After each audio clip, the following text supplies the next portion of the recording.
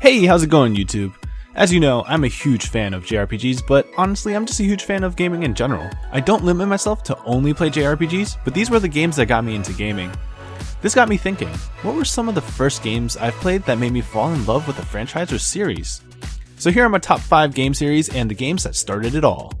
This list is not restricted to JRPGs, but will be limited to games with RPG, action, or platforming elements. So games like FPSs, puzzles, sports, and games from other genres will not be included, because I don't typically play those games. I'm also limiting this list to 5 game series, otherwise the list will be way too long. And just as a warning, there will be gaming series that make your top 5 but not mine, and there are also gaming series I have yet to try. At my number 5 is the Final Fantasy series. My first experience with this series was actually from watching my uncle play Final Fantasy III for the Super Nintendo, but I didn't get to actually play this game until much later when it was re-released for the PlayStation as Final Fantasy VI as part of the Final Fantasy Anthology series. My first actual Final Fantasy game was Final Fantasy VIII, which I think had some criticism at the time because it was being compared to the widely successful Final Fantasy VII. However, since I did not play Final Fantasy VII, this did not affect me. This was also the first 3D JRPG I've played, and it's one of the games that was my gateway into loving JRPGs. I loved everything about this game. Being my first 3D JRPG also really affected how much I liked the game. The combat system was fun with its limit breaks, gunblade mechanics, and GF summoning. People criticized the draw and GF mechanics, but I thought it was interesting at the time. The music is great as expected of Nobuo Uematsu, and accompanies the gameplay and scenes of the game very well. It really gave me a good impression. World exploration was also really cool, and if you were bored with that, you can always just play a card game against some NPCs. Playing against NPCs with an ante was another system I really enjoyed in Final Fantasy VIII. It was really fun collecting cards and completing the card list. I was still very new to the JRPG scene at this point, so it was really easy for me to get hooked to all these new experiences. The series became something I regarded highly, and I would soon try out other Final Fantasy games in my uncle's collection, like Final Fantasy VI and Final Fantasy Tactics, furthering my love for this series. The popular Blue Bomber makes it as my number 4 on my top 5 game series. I was first introduced to this guy by one of my childhood friends that owned a Super Nintendo. I would go to his house and we would play games together. He let me play Mega Man and it just really appealed to me. It was more fun to me than Mario or any of the action arcade style games he had. I was drawn in by all the things you can do in the game that I've never experienced before. Increasing health, getting power-ups through new armors, and the best feature was being able to steal a boss's ability. Being able to scale a wall impressed me so much, I was doing it in-game for no reason. The design of all the characters and enemies also really appealed to me since it reminded me of anime and I was starting to get into that at the time. I mean, 7-year-old me has never experienced anything like Mega Man before. It was one of the best experiences I've had and I would beg my parents to drive me to his house to play. Unfortunately, this didn't happen very often, so my craving to play the game never diminished. The only games I've had at home at the time were R-Type, Chrono Trigger, and Breath of Fire, which were all typically very slow-paced games. Mega Man introduced me to a whole new world of platformers, and I've been a Mega Man fan ever since. This next game also isn't a JRPG, but takes my number 3 spot on my list. One of Konami's oldest and most beloved game series is Castlevania. My first experience with this series was with Castlevania Symphony of the Night. This game was a hidden gem in my uncle's vast collection of PlayStation games. My gaming experience lacked darker horror-type games, so I thought I'd give Castlevania a try.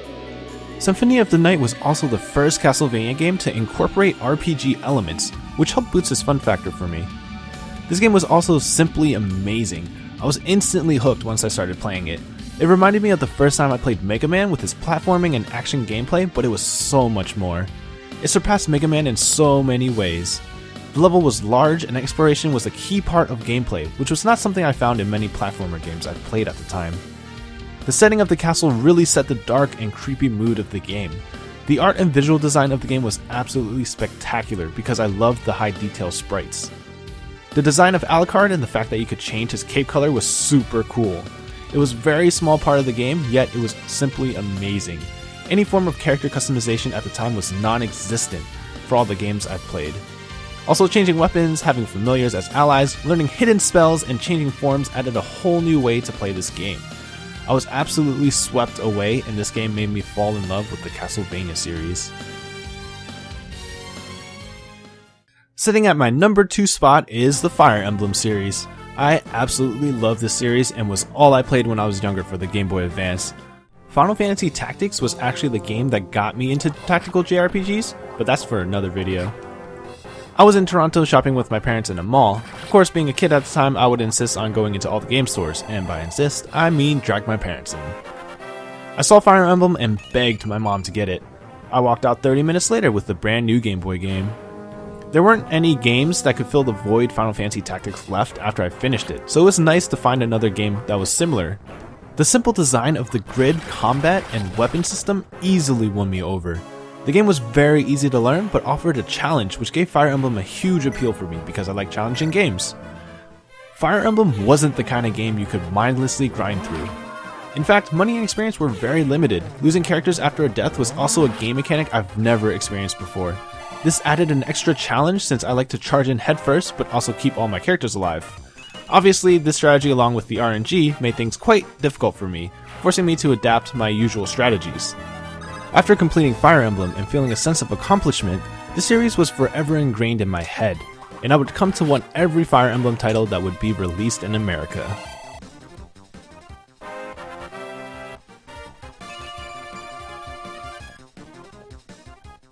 At my number 1 spot is the Persona series. This is by far my most favorite series, and the game that started it all was Persona 3 Fest for the PlayStation 2. I was at Best Buy one day, not knowing that I would walk out of the store with one of the best games I've ever held in my hands. I was with a friend and we were looking at the gaming section. I'm always on alert for something that looks anything close to a JRPG while looking at games. Of course, Persona 3 Fest caught my eye, even though its cover art was pretty bland. I picked it up and my friend looked at me in disgust and told me to put it down. Of course, I didn't listen to him because I wanted to play the game, and it was only $20. So I went home, popped Persona 3 into another friend's PlayStation 2, and began playing. The opening animation and theme song was awesome. I was really hyped to start playing, and boy was it magnificent. I've never played a JRPG that incorporated a dating mechanic which required you to build relationships in order to become stronger. Having to balance your social life with your hero life was also a very new and exciting experience for me in JRPGs. This system really got me hooked on this game, along with the most unique and interesting story and cast I've ever seen. Music was absolutely top notch as well. I would listen to the OST frequently in college while doing work. When I was done with the game, I was deeply satisfied with the resolution. This game put Persona at the top of my favorites list, and I don't think there are any other series that deserves this spot. At least not on my list. So these are my top 5 gaming series and the games that started it all. I hope you guys enjoyed this video. Be sure to share your top 5 gaming series and let me know what you think. If you haven't already, be sure to subscribe to my channel for more guides, reviews, and gaming videos. Thank you guys for watching.